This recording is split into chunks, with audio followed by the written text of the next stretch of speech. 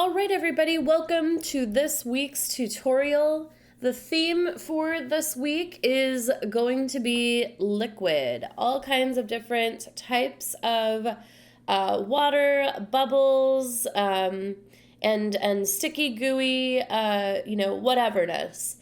And so I'm going to go over what we're going to cover in the tutorial here in just a minute. But what I want you to keep in mind for this class and where we're at in terms of a skill set in motion design is that, as we go through these techniques, you should be keeping a mental inventory of all the different types of things that you can do, right? Because the challenge to you as the creative for this term is taking all the different types of things that you can do and using the techniques in a creative way to tell a visual story through motion. So as I go through, I don't want you to think of these tutorials as, oh, here's a quick little gimmick here. This is, here's another little technique. I have to do all these different types of styles in my motion design project, That's not what I'm trying to communicate. I'm obviously trying to familiarize you on an advanced level with the software, but I also want you to have enough of a technical vocabulary, I guess, visually, to imagine things in your mind, how you want them to look, and how you want to tell your story, and then to be able to glean from these different technical toolkit, sort of the technical toolkits in these tutorials, and be able to achieve that goal visually, however that plays out. Sometimes a technique in a tutorial can inspire, your entire visual look for whatever your motion design story is. So anyway, I have these kind of laid out, these compositions. We're going to start a brand new project from scratch, but I just wanted to show you. So we're going to do a little bit of looking at some of the particle systems that are native to After Effects. These are particle systems that have been around in the application for a really long time. We are going to look at creating sticky, ooey gooey shapes that kind of stick and morph together. So this is like a really cool trick. You see, as things get closer to each other, they morph like so. And this can be really cool when it's applied to text. So we're going to go through and do that. So here I have, an unreadable word. It's kind of a gooey mass. And then as it moves and separates, we see that it reveals the word sticky, which is really appropriate for that visual. And then the last thing that we're going to do is going to be the more complex of techniques in this tutorial. I'm going to go through and show you how to create that effect where liquid is filling up a vessel of some kind. This can happen in many different types of forms. And then this will reveal, kind of a logo for something, but hopefully you'll find this useful. There's many different scenarios where liquid's filling something up and creating a shape, and it's really fun. It is a little tedious, though, so we'll get through it. But anyway, that is what we are going to work on today. So I'm going to go ahead, and this project is saved, so I'm going to close this project, and we are going to start fresh with a brand new project.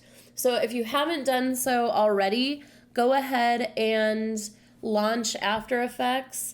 And we are going to just start with a new project.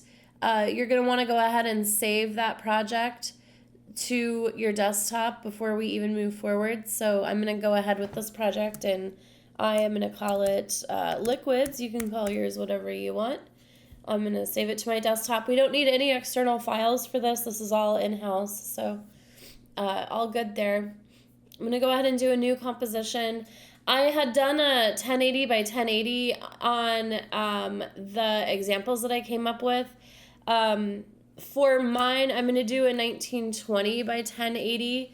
You can choose whether you want to do a square ratio or whether you want to do the full ratio. I'm going to just do the 1920 because it gives me a little bit more room on my screen.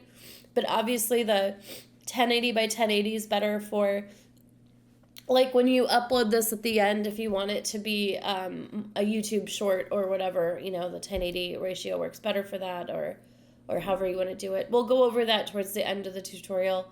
So yeah, well, I'm going to do a 1920 by 1080, and we will be exporting these video clips and then stitching them together in the end in Adobe Premiere. So that is what we will do. The duration of this composition can be 3 seconds.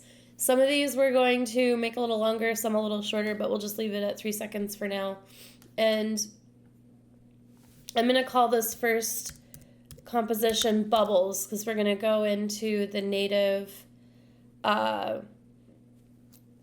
particle generators first, because that's kind of the easier one to do.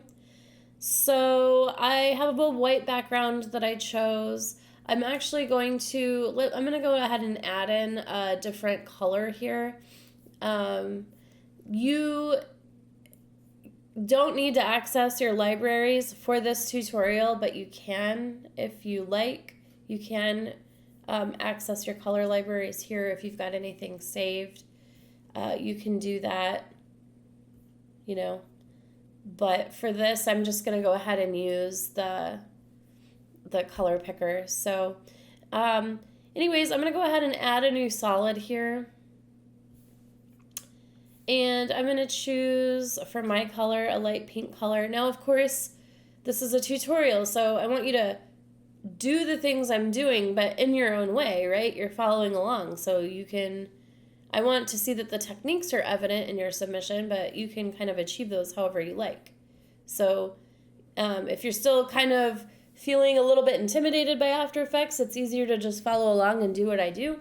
Or you can, do your own thing that shows me you still covered the technique, but all is good. Now, if your interface is not looking like mine, it's looking weird, and you wish that it didn't look weird, you can always reset your workspace. So if you go to Window, Workspace, let's see. I think it's Standard. So you can go to Window, Workspace, Standard, and reset that. It'll change up here. Like, I clicked on Libraries, so it changed it to Libraries, and you can see that you have tabs up here that you can change your workspace to as well. Okay, so the first thing that I'm going to do for this is I am going to create some text. So I'm going to type the word bubbles across the screen, and I'm going to adjust this so I get plenty of room, and I'm doing this really, really large so that you all can see it really, really well, or, the most that you can see it. And I am going to change the font. This actually, so you can pick whatever font you want, but I would choose something that's thick, very, very thick. That's not going to work very well. Script font is not a good idea, probably.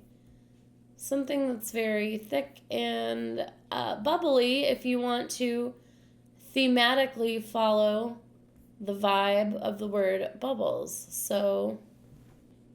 like, this one doesn't really fit very well. It's nice and thick and could work in that capacity, but I think I'll go ahead and go with this one.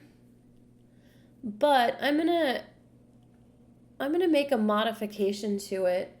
So one thing that you can do in After Effects is once you've got a text kind of set, you can actually turn it into outlines of shapes.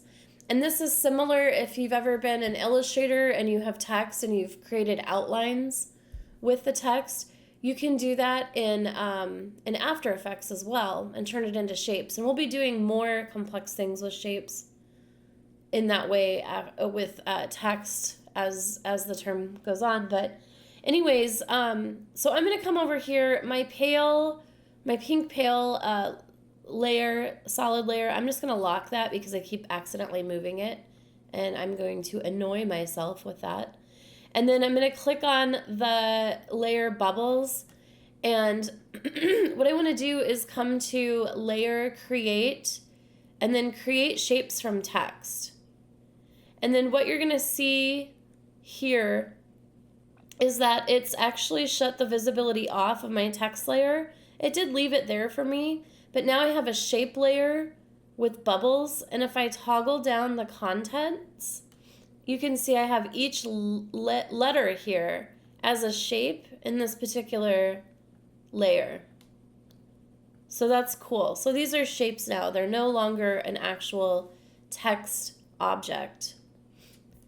And I just realized one thing. Let me go ahead and I need to make this mouse a little bit larger so that hopefully it's easier to see. So let me just make that a little bit silly. It's funny because it makes me a little bit clumsy on what I'm clicking on, but that's okay. So what I'm going to do is just I'm going to pull this up at the top and make it a little bit bigger. And now I have this really exaggerated tall word bubbles. And you can see my pale background actually is off a little. I need to readjust that and then relock it. Okay, so now we got bubbles. Perfect. So the first thing that we're going to do is we're actually going to go to new, and we're going to choose an adjustment layer. And we're going to pull the adjustment layer down under the bubbles.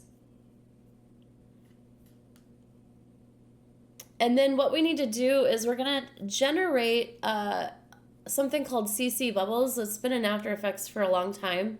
It's a little bit cheesy, but it'll give you a little bit of experience kind of dealing with a particle generator if you never have. So you should have in your panel here libraries, brushes, etc., and then effects and presets should be somewhere. And that's what we're going to use a lot of today. If you don't see effects and presets, you can always go to Window and see, I just checked it off so it disappeared, and then check on effects and presets and it should pop up somewhere. Now I already have CC Bubbles here. So I'm actually wondering if this is going to even work on an adjustment layer. I think I actually need to have a solid layer, but let's see. Okay, so what it actually did is it took my pink layer that I had below it, and it used that pink layer to create the bubbles, which is not what I wanted. So I'm going to just hit Command Z, and I guess what we need to do is, let's go ahead and delete this adjustment layer.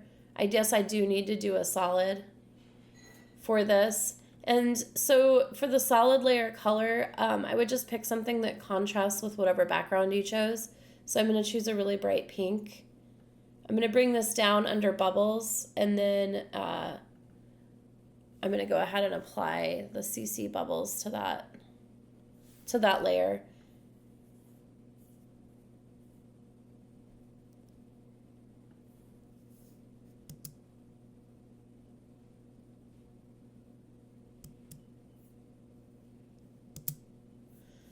All right, so we have some bubbles appearing. Oh, I have it applied on here twice. That's what my problem is. Okay, so you can accidentally apply an effect on something twice. So you can see I have CC Bubbles, and then I have CC Bubbles too. And my bubbles don't look that great, and that's just because I accidentally applied it twice. So I'm going to just highlight this one. Anytime you want to take an effect off of a layer, you just highlight it and delete it. Super easy.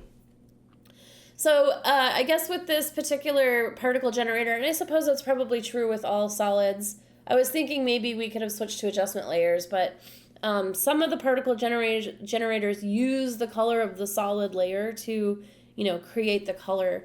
So that makes sense. Anyways, you can see that it's used that bright pink and it's created these bubbles.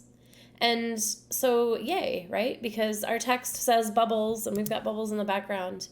And one thing that I want you to kind of play around with in terms of particle generator is just you can, play around with the amount of bubbles, the speed of the bubbles, how much they're wobbling, and the size, and then we'll get into more complex things with like birth rate and death rate and things like that later on. But anyway, that's just a fun particle generator. Now, it's been in After Effects for a long time. It's probably a particle generator that's been overused. There's just those certain filters like in Photoshop that you look at an image and you're like, oh yeah, they use the whatever filter. Bubbles is like, it's been used a lot, but if it's used in combination with other effects, I call those like little effects cocktails where you've got 2 or 3 effects applied in a certain way. You can create something really unique and cool. It's all about kind of building the effects up together. But anyways, we're just starting simple today. So the next thing we're going to do is we're going to use these letters to create what's called a track matte. And a track matte is essentially a mask that will allow, things to be only seen as they pass through on these particular letters. So what we're going to do is for the bubble outlines, I want you to actually go ahead and duplicate that layer, and you're going to do that by hitting Command or Control D, or you can go to Edit and Duplicate. That's the long way. The other thing that you'll need to have is this part of your menu here, the track matte options showing up, and there's 2 ways to kind of manipulate the menu down here. So there's 2 things you can toggle. There's expand or collapse the transfer controls pane, and then the next one is the layer switches pane. So if you toggle both of those, you're going to see you get 2 different options. And basically, if it's clicked down in blue for the transfer controls pane, you're going to see that you have track matte options, which we're going to go ahead and use here in just a moment. So the next thing that we're going to do is we're going to do a new solid layer. And this time I'm going to pick a light blue because I want it to be blue, but I want it to contrast with the word bubbles itself. So I'm just going to go in here and pick something a little lighter. That looks good. I'm going to hit OK. And then on this solid layer, we're going to use another effect called CC Mercury. That came out weird the first time I said it. Let's see. Oh, I just had it. Maybe I'll just type in Merc. There it is. Mr. Mercury. That's what it is. So I'm going to take that down and drag it onto the solid. At first, it's going to look like there isn't anything.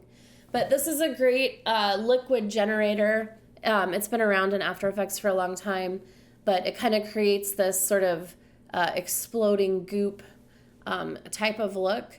And there's a lot of different things that you can do to, change how it's looking. So here, this point is the point in which everything is generated from. So I'm going to go ahead and just grab that, and I'm going to move that up a little bit. And let's look at some of the things that we can affect by playing around with radius, X and Y. So this is obviously going to spread it out a little bit. And one thing you can do while we're going through these is so my screen is highly rendered right now, and that is to have a better tutorial so that you guys can see what I'm doing. But on your computer, what you can do is in the resolution downsample area, or here, yours might say full. You can I actually work with it on a quarter quite often, and I know it's a little bit hard to see what's going on here. It's going to make things pixelated and blurry, but it's going to stop asking so much of your processor on your computer, and it's going to stop slowing your progress down in After Effects. So if you feel that the software is lagging, you're having a hard time with it, you can you can take this processing here from full down to half, a third, or even a quarter. And so what that does is it allows you to really still see what you're doing in terms of motion. I mean, you know that it's fully rendered. So if I go back, I can see the full render here, but then it allows you to work a little bit more quickly. So one thing that I do like about the motion of these two particle systems is that the bubbles are going up and the mercury is coming down, which is a visual contrast, right? And that makes things a little bit more interesting. So one thing that I do wish about this particle generator is, well, first of all, the particle generators, they always have to start from somewhere. So they're always going to start at a 0 like this, and then they're going to slowly generate as time moves forward. But what we can do is we can actually just take this layer and click down on it and move it forward in time. And then you're going to see those particles are already generated on frame 1 because we've moved it forward in time. On the back end of the layer, I'm just going to take it and pull it to the end.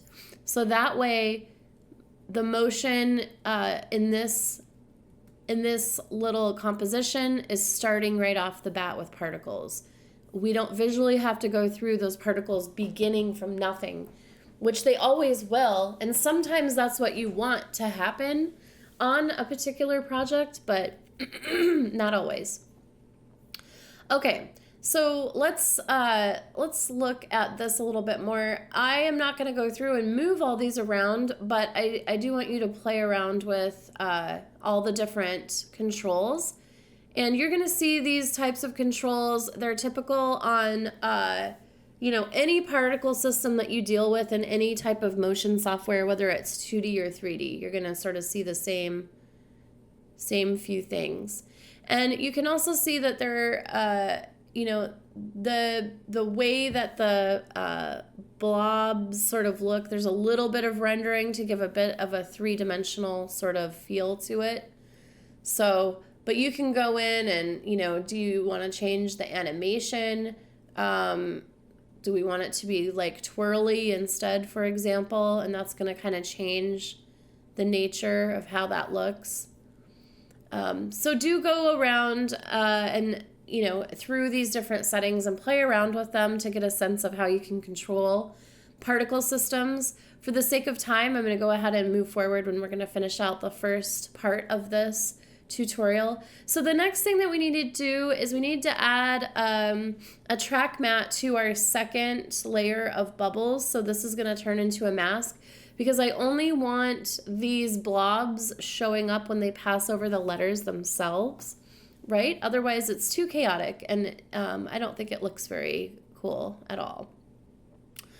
So we're going to choose cyan solid. So what we're doing right now is we are saying, and I hope I don't mess this up because I always seem to mess this up when I'm recording tutorials. What we're saying is that we want bubble outlines 2 to be the mask for cyan solid 1, which is our blue blobs. So let's see if I can do this right. And I did not do that right. So let me Command Z that. Maybe what it is. See, I always get these wrong what's on top or bottom, and I've been doing this forever. Okay, so maybe what we really need to say is that on cyan solid 1, we want bubbles outline 2 to be the mask. So let's try it the other way and see if that's what I need to do. It probably is. There we go. So I did it wrong. So you want to choose the layer that you want the track matte applied to is where you need to select. So I wanted the track matte applied to cyan solid 1, and then I come over here and I say, well, which layer should be the track matte? And it's bubbles outlines 2. Now, if we were to not duplicate the bubbles layer and we just had one and we chose that to be the track matte, then the dark blue bubbles letters would disappear. And that could be okay. Let's just shut the visibility off. Depending on what you're trying to do, maybe that's what you want. So you can see here, it's only showing up where the mask has been created. But for my particular project, let's say, I need those blue bubble letters there because otherwise there's a lot going on in this. I want my viewer to somewhat be able to read the text. So which it's not very legible. This would take, a minute for somebody to figure out. So I would need to make sure that I'm being intentful with creating this and knowing that it's going to take a minute because there's a lot of visual stuff going on. It's going to take a minute for my viewer to understand that this is the word bubbles. But once they get it, they're going to see all the references around and, Anyways, so this is comp 1 of this particular tutorial. So we're going to go ahead and finish it out. First, we're going to save our project because we're good digital creators and we're always saving our work. And then next, we're going to go ahead and take this to the render queue. Your settings can be format H.264, and you can leave everything else as is. Go ahead and hit OK. And then you need to choose, Bubbles is fine for a name of this video file. Where are we going to save it to? The desktop. That's fine for me. You might have another folder that you're saving stuff in. And then we're going to hit save. And then we're going to go ahead and render this out. Now, if you go in to render something and you're having major issues, you need to let me know. There's probably some troubleshooting that we can do, but what I don't want to happen is that you're doing a tutorial and you're trying to render something out and it's taking like 30 minutes, then there's something wrong, because often when I do these tutorials, our compositions are only a few seconds long. So here's my video. So I'm going to just save and hang on to this because as we go through, we're going to stitch everything together in Adobe Premiere and compress it through there, which, some of you are probably familiar with in having me as an instructor before in these types of classes. So, all right, we are good. We're going to go ahead and move on to part 2. If you need a break, go ahead and do that. Otherwise, I'll see you in the next video.